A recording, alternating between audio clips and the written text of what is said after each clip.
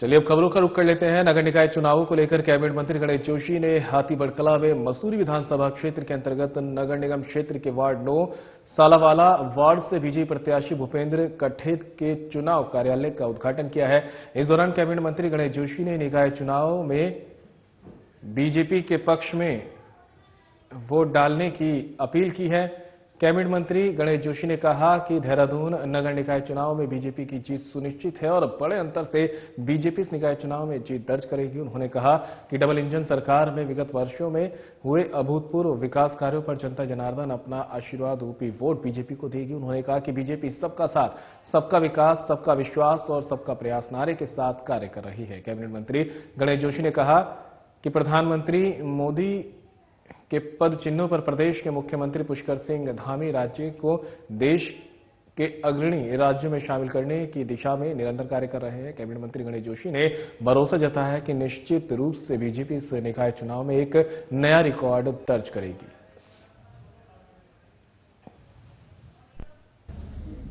मेरी स्थिति भी है। मैं एक बात बताना चाहता हूं।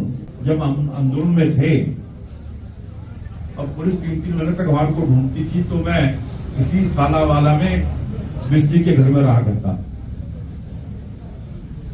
मैं एक घटना और याद दिलाता हूं। जब 2007 में महाकुंभ प्रयागराज का आगाज हो चुका है। उत्तराखंड हरिद्वार से साधु संत महामंडलेश्वर बड़ी संख्या में प्रयागराज पहुंच रहे हैं। निरंजनी अखाड़े के वरिष्ठ महामंडलेश्वर स्वामी सोमेश्वरानंद गिरी ने साधना प्लस से विशेष बातचीत की, जिसमें उन्होंने महाकुंभ की वास्तविक मूल अर्थ के बारे में बताया। साथ ही सभी सनातन धर्म के अनुयायियों को महाकुंभ में संगम स्नान के लिए आमंत्रित किया है। आपको बता दें कि वरिष्ठ महामंडलेश्वर निरंजनी अखाड़े के स्वामी सोमेश्वरानंद गिरी महाकुंभ मेले में कल्पवास करेंगे। देश विदेश से भारी संख्या में उनके अनुयायी प्रयागराज कुंभ में उनके प्रवचनों को सुनने के लिए पहुंचेंगे। आगाज हो चुका है। वहीं हरिद्वार से साधु संत जो है वो लगातार प्रयागराज कुंभ की तरफ जा रहे हैं। इसके लिए उत्तर प्रदेश सरकार की तरफ से काफी तैयारियां की गई हैं। इसी बीच हमसे साधना प्लस से बातचीत करने के लिए वरिष्ठ महामंडलेश्वर निरंजनी अखाड़े से स्वामी सोमेश्वरानंद मौजूद हैं। आइए हम उनसे जानते हैं कि क्या स्वामी जी, प्रयागराज में कुंभ का आयोजन हो रहा है, आप सनातन अनुयायियों को क्या संदेश आप देना चाहेंगे? भारतीय संस्कृति में एक महत्वपूर्ण पर्व कुंभ पर्व जो 12 वर्षों से पड़ रहा है, 12 वर्षों से आ रहा है ये कुंभ। इस कुंभ की विशेषताओं का हम जो वर्णन कर रहा है, उसी भांति हम कहते हैं कि समस्त भारतीयों को ये प्रेरणा अपने अंदर पैदा करनी चाहिए कि मैं अच्छी सोच पैदा करूंगा, स्वच्छ विचार पैदा करूंगा, मैं प्रेम, भाईचारा, कर्तव्य, अनुशासन, चरित्र, आदर्श, नैतिक मूल्यों का हमेशा वहन करूंगा। विश्व के मानव जगत को ये प्रेरणा देना कि हम हिंसा को त्याग कर अहिंसा की ओर बढ़े, एक अच्छी सोच को लेकर एक अलग जगाएं कि आओ मेरे भाई, झगड़ते हुए तो वर्षों बीत गए हैं जब से मनुष्य आया है। उसका आने की तिथि का कहीं भी प्रमाण नहीं मिला है, कब आया था। धर्म के नाम पर कट्टरता फैल रही है, इसको लेकर आपका क्या नजरिया है इस पर? धर्म जो एक विशेषता में जाए ना, हम सोचे धर्म क्या है तो वे बड़े विचार खड़े हो जाते हैं। क्या हम सिर्फ धर्म कह रहे हैं?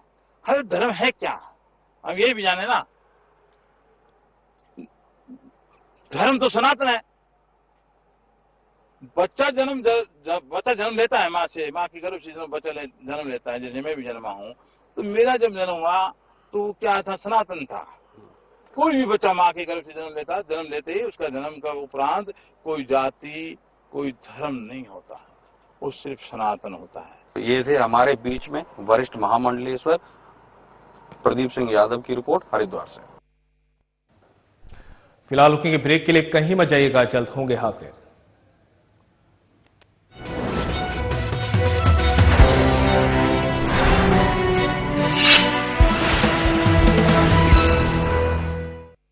भूमि उत्तराखंड हर वर्ष गर्मियों के महीनों में लाखों चार धाम यात्रियों और श्रद्धालुओं का स्वागत करती है। सर्दियों में धामों के कपाट बंद हो जाते हैं, लेकिन इस दौरान भी चार धामों की पूजा अर्चना उनके शीतकालीन प्रवासों में अनवरत की जाती है, जहां बड़ी संख्या में तीर्थयात्री दर्शन के लिए आते हैं। उखी मठ के ओंकारेश्वर मंदिर में बाबा केदारनाथ, पांडुकेश्वर के योग ध्यान बद्री मंदिर में बद्री विशाल जी, खरसाली के यमुना मंदिर में मां यमुना और मुकबा के मुखी मठ मंदिर में मां गंगा का शीतकालीन प्रवास होता है। चार धाम के साथ साथ कार्तिक स्वामी, महासु देवता, मां हाट काली, जागेश्वर धाम, नैना देवी, कैची धाम सहित बहुत से धार्मिक पौराणिक महत्व के मंदिर हैं, जहां प्रतिवर्ष लाखों श्रद्धालु हर मौसम में शीश नवाने आते हैं। आइए आप भी इन सर्दियों में उत्तराखंड में आध्यात्म और पर्यटन का आनंद उठाइए।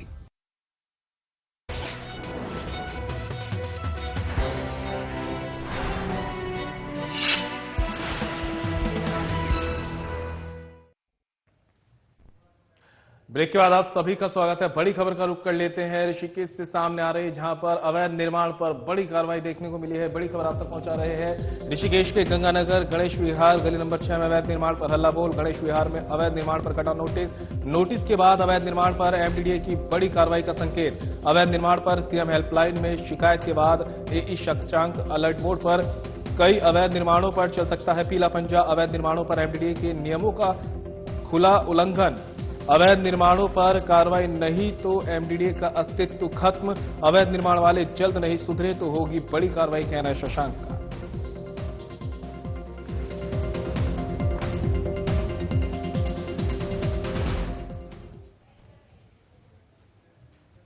अब खबर ऋषिकेश से है, जहां नगर के स्थानीय सामाजिक, सांस्कृतिक और धार्मिक संस्था हनुमंतपुरम विकास मंच गंगानगर ने लोहड़ी महोत्सव हर्षोल्लास के साथ मनाया। लोहड़ी में श्री कृष्ण, मां आदिशक्ति और अग्निदेव की विशेष रूप से पूजा अर्चना की गई। मंच के सदस्यों ने मूंगफली, तिल और पॉपकॉर्न को प्रसाद के रूप में अग्नि में डाला और पवित्र लोहड़ी के चारों ओर 7-7 चक्कर लगाए। पंजाब से आई हैप्पी पंजाबी ढोल ने भांगड़ा नृत्य, गिद्धा नृत्य और रंगारंग कार्यक्रम प्रस्तुत कर दर्शकों की वाहवाही लूटी। इस अवसर पर एसएसआई विनोद कुमार और एसआई नवीन डंगवाल ने लोहड़ी महोत्सव के अवसर पर सभी को अपनी ओर से बधाई और शुभकामनाएं दी और कहा कि यह त्योहार पारंपरिक सौहार्द का त्योहार है। इसे सभी को आपस में मिलजुल कर मनाना चाहिए। अपने सामाजिक सरोकारों के प्रति समर्पण के साथ संगठन सदस्यों के हितों के लिए कार्य करना चाहिए।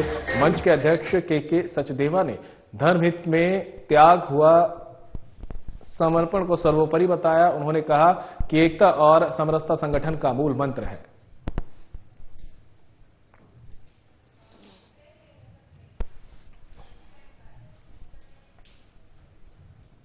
और यहां रुकेंगे ब्रेक के लिए, कहीं मत जाइएगा, जल्द होंगे हासिल।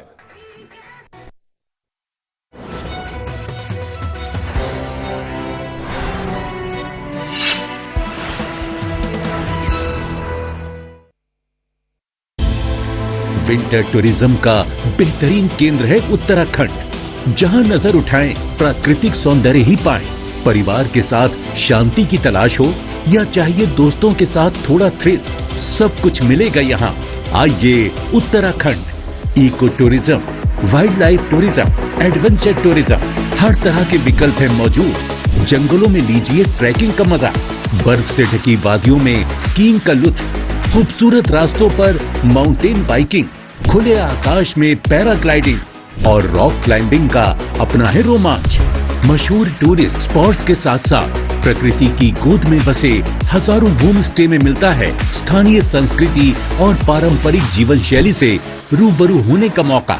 उत्तराखंड में हर अनुभव, हर गुजरा पल जिंदगी भर की यादें बन जाता है। आप भी उत्तराखंड में पर्यटन का आनंद उठाइए। आइए उत्तराखंड।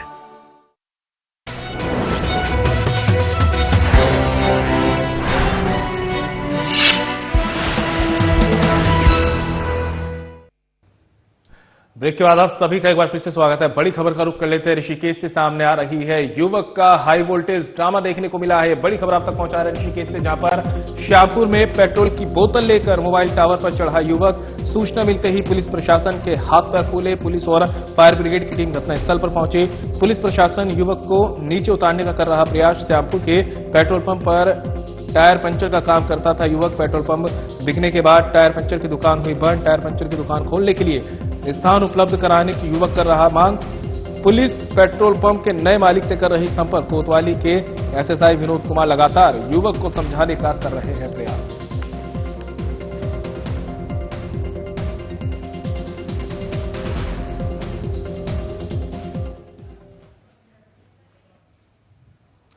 तो वहीं रामनगर वन प्रभाग के अंतर्गत पड़ने वाले दचौरी क्षेत्र में क्यारी गांव से जंगल में घास लेने गए बुजुर्ग को बाघ ने अपना निवाला बना लिया है। लगातार हो रहे बाघ के हमलों से आसपास के क्षेत्र में हड़कंप मचा हुआ है। दरअसल क्यारी गांव में रहने वाले बुजुर्ग भुवनचंद बेलवाल घास लेने जंगल की ओर गए थे, लेकिन काफी समय बीतने के बाद जब वे वापस नहीं लौटे तो ग्रामीणों ने उनकी खोज शुरू कर दी। मामले की सूचना वन प्रभाग को दी गई, जिसके बाद वन प्रभाग की टीम और ग्रामीणों द्वारा रात भर सर्च ऑपरेशन चलाया गया। अंधेरा होने के चलते वन प्रभाग की टीम को रात को सर्च ऑपरेशन रोकना पड़ा, जिसके बाद सुबह दोबारा बुजुर्ग की खोज की गई। जंगल से बुजुर्ग का खून से लथपथ शव बरामद किया गया है। बाघ के हमले के चलते बुजुर्ग की मौत की पुष्टि की गई है। बीते 48 घंटे में बाघ के हमले का यह तीसरा मामला सामने आया है, जिससे ग्रामीणों में आक्रोश है। वन प्रभाग की टीम द्वारा बाघ की खोज भी जारी है। जो हादसा हुआ है कल देर शाम 5:30 बजे हमें सूचना मिली, तो हमारा टीम गांव वालों के साथ मिलकर पूरा रेस्क्यू ऑपरेशन चलाया, लेकिन 9:30 बजे तक कोई सफलता नहीं मिली। तो इस कारण हम उसको स्थगित करना पड़ा, क्योंकि जो हमारे साथ गए थे उनका भी मतलब सेफ्टी बहुत इंपॉर्टेंट होता है। तो और आज सुबह फिर से 6:30 बजे पूरा टीम को बुला लिया गया था। विलेजेस के साथ हमने फिर से खोजबीन स्टार्ट किया। तराई वेस्ट, कॉर्बेट और हमारा फायर सर्विसेज की टीम भी साथ आए थे, और लगभग अभी 12 बज रहा है तो अभी बॉडी रेस्क्यू हुआ है, बॉडी मिली है और उसको अभी नीचे हम गांव की तरफ ले आए। और अभी ये भी आ रहा है, हमारा एम्बुलेंस और मेडिकल टीम यहीं पे आ रहा है। ऑन द स्पॉट पोस्टमार्टम करके आगे की कार्रवाई किया जाएगा। और ये जो टाइगर है इसको हम पहले आइडेंटिफाई करेंगे, और उसके साथ साथ ये क्योंकि 5-6 किलोमीटर अंदर था, यहाँ बहुत सारे टाइगर्स भी है, तो कौन सा टाइगर आइडेंटिफाई भी करना पड़ेगा। उसके साथ साथ हम इसको रेस्क्यू करने के लिए परमिशन के लिए भी भेजेंगे। और इस बीच देहरादून से बड़ी खबर सामने आ रही है। आपको बता दें, मौसम को लेकर मौसम विभाग ने एक बार फिर से पूर्वानुमान लगाया है। बड़ी खबर आप तक पहुंचा रहे हैं। 11 जनवरी तक प्रदेश भर में शुष्क रहेगा मौसम। 12 जनवरी के लिए जारी येलो अलर्ट। देहरादून, टिहरी, पौड़ी, चंपावत, नैनीताल, उधमसिंह नगर और हरिद्वार जिले में मौसम रहेगा खराब। कोहरा और सूखी ठंड से लोग परेशान। सुबह शाम कोहरा छाने और पाला पड़ने से तापमान में दर्ज हुई गिरावट। ठंड से बचने के लिए लोग ले रहे अलाव का सहारा। शीतलहर के चलते जनजीवन हुआ अस्त व्यस्त। घने कोहरे के कारण हवाई सेवा प्रभावित। फ्लाइट के समय पर हुआ बदलाव। दिल्ली से आने वाली इंडिगो की उड़ान हुई रद्द।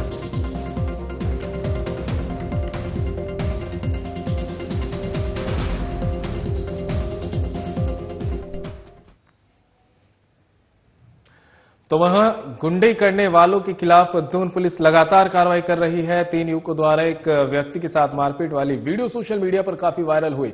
वहीं एसएसपी अजय सिंह ने वायरल वीडियो का संज्ञान लिया है। एसएसपी ने कोतवाली प्रभारी निरीक्षक को वीडियो में दिख रहे युवकों के खिलाफ कड़ी कार्रवाई के निर्देश दिए हैं। पुलिस ने वायरल वीडियो के आधार पर मुखबिर तंत्र को सक्रिय किया। पुलिस ने मुखबिर की सूचना पर घटना में शामिल तीनों आरोपियों को गिरफ्तार कर विधिक कार्रवाई की है। पुलिस ने घटना में इस्तेमाल ऑटो वाहन को भी सीज कर दिया है। पूछताछ में आरोपियों ने बताया कि वो अपने ऑटो से जा रहे थे, तभी एक मोटरसाइकिल सवार ने ऑटो में हल्की टक्कर मारी, जिस पर तीनों आरोपियों ने मोटरसाइकिल सवार व्यक्ति के साथ बीच रोड में मारपीट की है। आरोपियों की पहचान पिंदर सिंह, करण सिंह और प्रशांत के रूप में हुई है।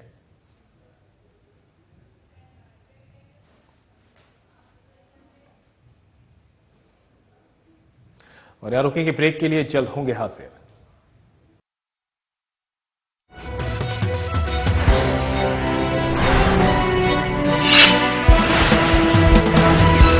देवभूमि उत्तराखंड अब खेल भूमि बनने को है तैयार। पहली बार राष्ट्रीय खेलों के आयोजन से उत्तराखंड बनाएगा नई पहचान। 28 जनवरी से 14 फरवरी 2025 तक आयोजित होने वाले नेशनल गेम्स की तेजस्विनी मशाल और शुभंकर मौली देश भर के खेल प्रेमियों को लुभा रहा है।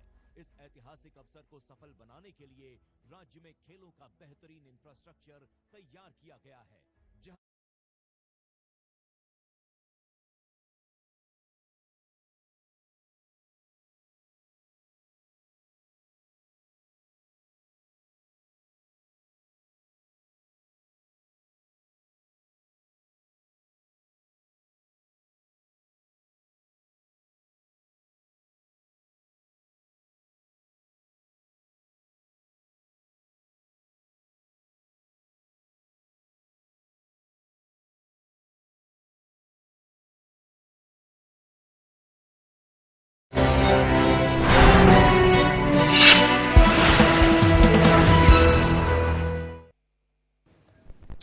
ब्रेक के बाद आप सभी का एक बार फिर से स्वागत है। बड़ी खबर का रुख कर लेते हैं। देहरादून से सामने आ रही है। नगर निकाय चुनाव को लेकर प्रत्याशियों ने प्रचार प्रसार में पूरी ताकत झोंक दी है। प्रत्याशी दिन रात कर रहे हैं जनसंपर्क। बागियों ने रोचक किया मुकाबला। पार्टी जीत के लिए बीजेपी कांग्रेस के स्टार प्रचारक कर रहे हैं प्रचार। रोड शो और जनसभाएं कर वोटरों को लुभा रहे हैं प्रत्याशी। पार्टी प्रत्याशियों को जीत दिलाने के लिए वरिष्ठ नेताओं के कंधों पर जिम्मेदारी। कई जगहों पर त्रिकोणीय मुकाबले के आसार। उत्तरकाशी, बड़कोट, ऋषिकेश, मसूरी, रुड़की, श्रीनगर सहित कई जगहों पर प्रत्याशियों में सीधी टक्कर। बागियों से जीत बीजेपी कांग्रेस के लिए आसान नहीं। कई नेताओं के लिए प्रतिष्ठा का चुनाव बना निकाय चुनाव। स्टार प्रचारक सीएम धामी ने संभाला मोर्चा। कुमाऊं में पार्टी प्रत्याशियों के समर्थन में कर रहे हैं ताबड़तोड़ जनसभाएं। बीजेपी के पक्ष में कर रहे हैं मतदान करने की अपील। सीएम धामी को सुनने के लिए उमड़ रहा है जनसैलाब। तो नगर निकाय चुनाव से जुड़ी आप तक ये बड़ी खबर पहुंचा रहे हैं, जहां पर कुछ ही दिन कहे बाकी है चुनाव को लेकर नगर निकाय का, और ऐसे में सभी पार्टियों के प्रत्याशियों ने अपनी ताकत झोंक दी है। बीजेपी और कांग्रेस के प्रत्याशी तो मैदान में है ही, साथ ही स्टार प्रचारक भी मोर्चा संभाले हुए हैं। खुद बीजेपी की तरफ से सीएम पुष्कर सिंह धामी ने मोर्चा संभाला हुआ है। कुमाऊं में पार्टी प्रत्याशियों के समर्थन में ताबड़तोड़ जनसभाएं कर रहे हैं। बीजेपी के पक्ष में कर रहे हैं मतदान करने की अपील। सीएम धामी को सुनने के लिए उमड़ रहा है जनसैलाब। तो वहीं दूसरी तरफ जो बागी है वो भी कहीं ना कहीं बीजेपी और कांग्रेस की मुश्किलें बढ़ाते दिख रहे हैं। त्रिकोणीय मुकाबला भी कहीं होता दिख रहा है, तो कहीं सीधी टक्कर भी देखी जा सकती है। उत्तरकाशी, बड़कोट, ऋषिकेश, मसूरी, रुड़की, श्रीनगर सहित कई जगहों पर प्रत्याशियों में सीधी टक्कर देखी जा रही है। तो वहीं कई जगहों पर ऐसे भी है जहां पर ये मुकाबला त्रिकोणीय बनता जा रहा है। बागी प्रत्याशी जो है बीजेपी और कांग्रेस के प्रत्याशियों की मुश्किलें बढ़ाते कहीं ना कहीं नजर आ रहे हैं। हालांकि ऐसे में अब वोटर किस तरफ झुकते हैं ये देखने वाली बात होगी।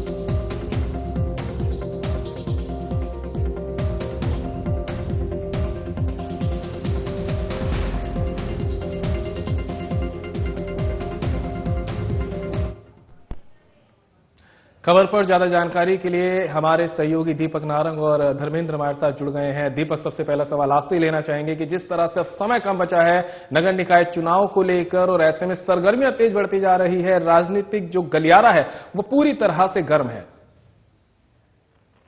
बहुत अच्छा सवाल है संदीप। इस समय पर उत्तराखंड की अगर हम बात करें तो कई इलाके ऐसे हैं।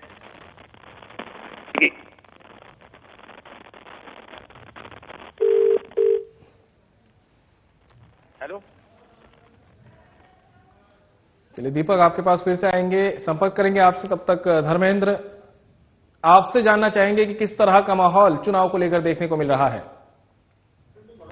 चुनावी सरगर्मियां तेज हो चुकी है, चाहे भाजपा के हो चाहे कांग्रेस को हो। जो आला नेता है लगातार जो अपने प्रत्याशी को जिताने का प्रयास कर रहे हैं। जगह जगह पर मीटिंगें हो रही हैं, बैठकें हो रही हैं।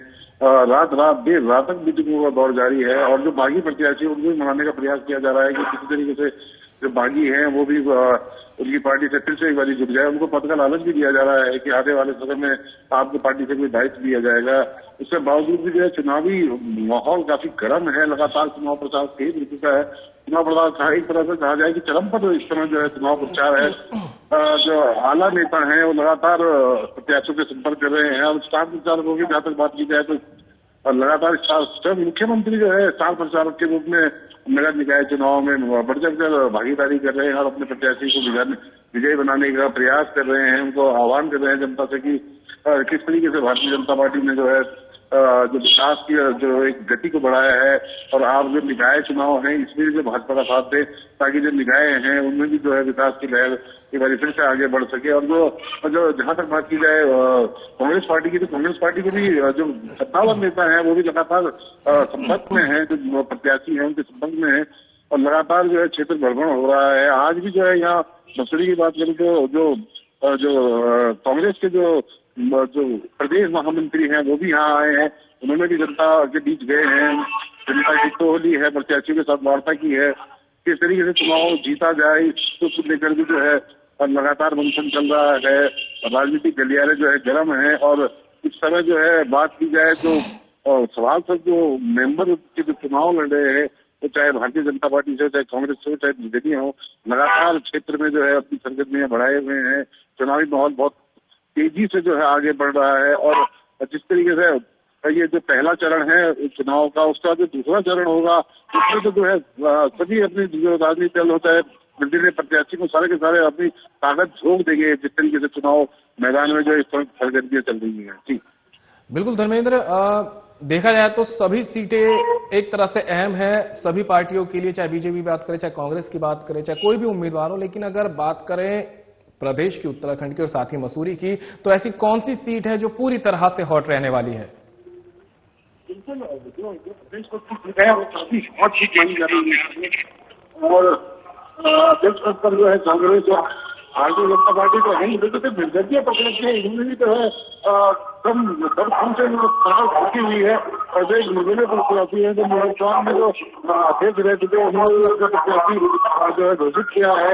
लगातार जो निर्दलीय प्रत्याशी वो काफी तरीके से जो है वो भाजपा और कांग्रेस को बढ़त बनाए हुए हैं। जो निर्दलीय प्रत्याशी काफी में प्रचार प्रसार काफी तेज चल रहा है, जो चुनाव संचालन है लगातार उनका जो है चुनाव लड़ा जा रहा है और लगातार जो है उनके जो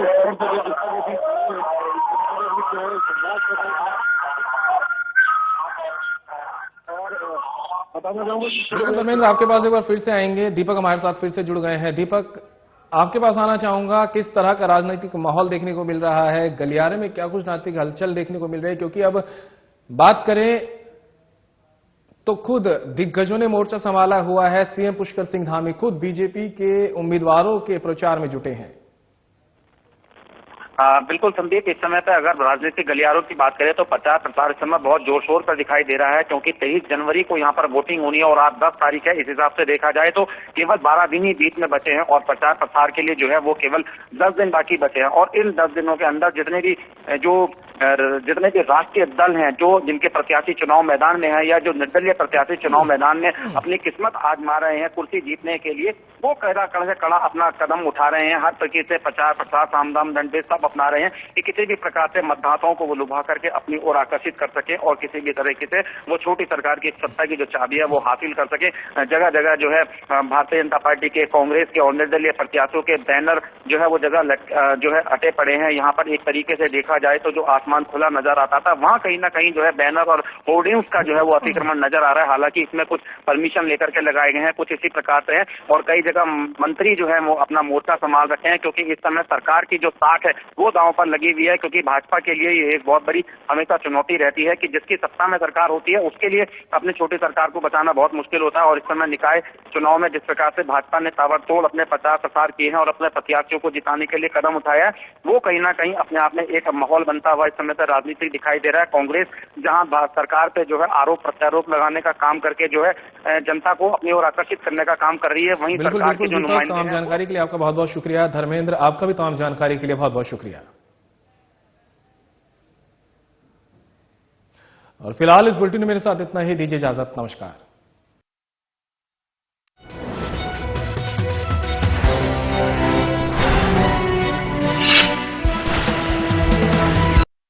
उत्तराखंड हर वर्ष गर्मी